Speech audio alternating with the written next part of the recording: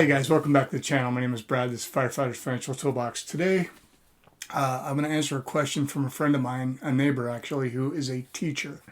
She asked me about 403B plans. Now, we don't talk about those very often because they're pretty much limited only to teachers and university professors. A 403B plan is very much like a 401k in its overall design, but there's a lot of differences. And I thought, first of all, before I answered the question, she said, should I invest in it? And now you guys remember everybody's situation is different.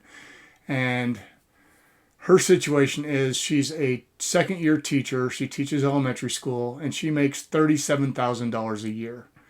Now, her plan does not offer a Roth 403B option. And I told her it would be important to know what the fees are. She does not get a match at her school district, and so she would only be putting the money away tax deferred. And she asked if it was better to do that or to do a Roth. So we're going to take a deep dive and look at her situation. But first, I want to look at a 403B.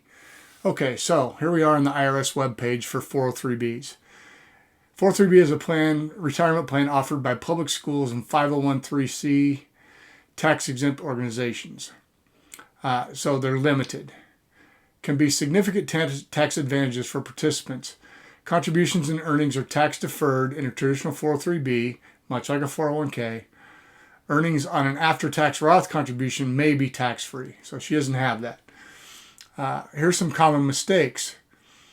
Remember, 403B limits are the same as 401k. So this year it will be $19,500. This is actually a couple years old, so ignore those. Remember that you also have your 15 over catch-up, just like you do for a 401k.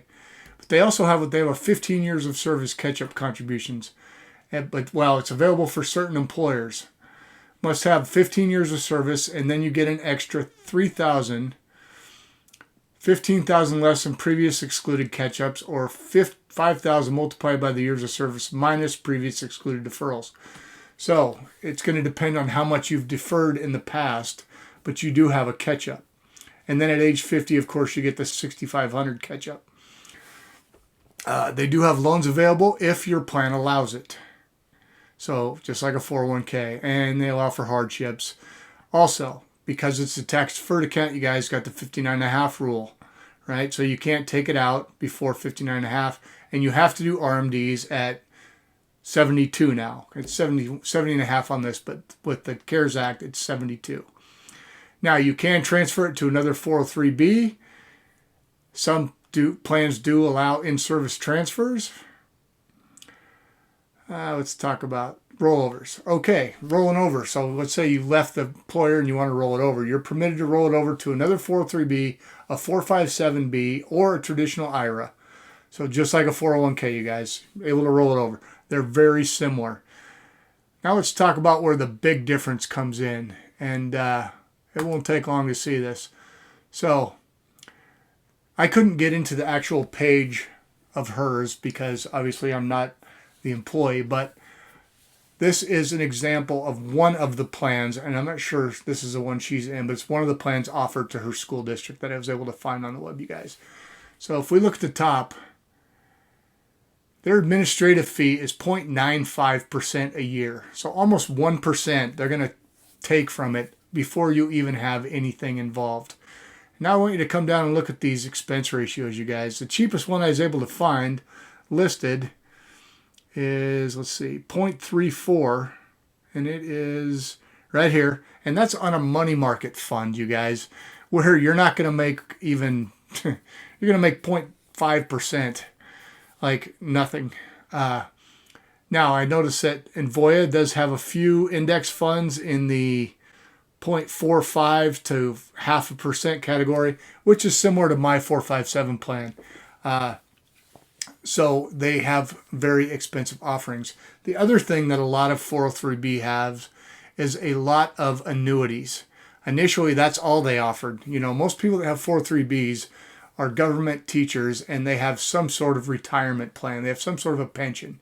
So this is an addition to, and a lot of them have really costly annuities. In some cases, they have annuities that cost upwards of 2.5% to 3% on top of the 1% that they're already starting for. So I looked at hers, and I looked at two different offerings in this one that are available to her. So this is the Voya Large Cap Value Fund, and it has expense ratio of a net ratio of 0.76%, so 0.75%, pretty steep. Now this has 75 holdings, so this isn't even a full S&P 500 index, which would be much more diversified. The other one I found that was relatively is our Large Cap Growth Fund. Now you guys, this one only has 49 holdings, not even 50 holdings total, and it has a net expense ratio of 0.66%. So a little bit cheaper, but you're only getting invested in 49 companies. Now, there are other ones on there, you guys. But a big problem with a lot of 403Bs out there is limited amount of investment choices. In some cases, you may have 3 or 4 different annuity plans and maybe 10 different offerings. Some have more, some have less. So you guys, I don't want to make that a blanket statement because it's not. But if we get back to my friend's case, in this case we'll call her Jill. That's not a real name, but we're going to protect her anonymity. So as I said, Jill is a 27-year-old, and she is a second-year teacher. She's single, and she makes $37,000 a year. She's in a very low tax bracket, you guys. She's in the 12% tax bracket. It doesn't make sense for her to defer at 12% because now, I will say that in her pay scale, she told me that as she gets more years, the pay does go up. But as a starting teacher, it's terrible. And so, in her case, being a second-year teacher, only making $37,000, it doesn't make sense to me for her to defer that. Now, if she had a 403B Roth option, that might be a different story because then she could keep that money tax-free. So what I told her was, I said, you're already doing a Roth IRA. Max that out every year. And then if you have some money left over, maybe you can put a little bit in your 403B. But I would definitely not take a tax deferral at 12% because remember, if you think you're in a higher tax bracket now and you're going to be lower when you retire, then tax deferred makes sense. But I think personally that taxes are going to go up in the future.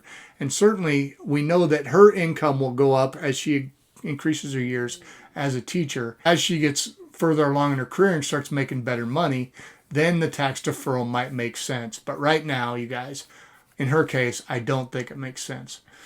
What about you guys? How many of you out there are teachers that have 403Bs? And if so, do you use them? Do you have good options? Or do you just have a few options? Let me know in the comments, you guys. All right, quick video here. Just want to talk about it because, as I said, I was asked the question. Hope you guys got something out of this. If you did, do me a favor. Drop me a like. If you're not already subscribed, you guys, you know the deal. Hit the red button. Ring the bell. All right, we'll see you. Thanks.